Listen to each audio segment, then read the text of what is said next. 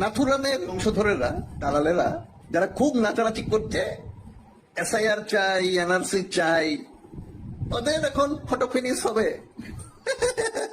যেটা এনআরসিতে আসামে দেখেছি, এই জিনিস এবার পশ্চিমবাংলায় হবে। আমি আনন্দে আছি, আনন্দে।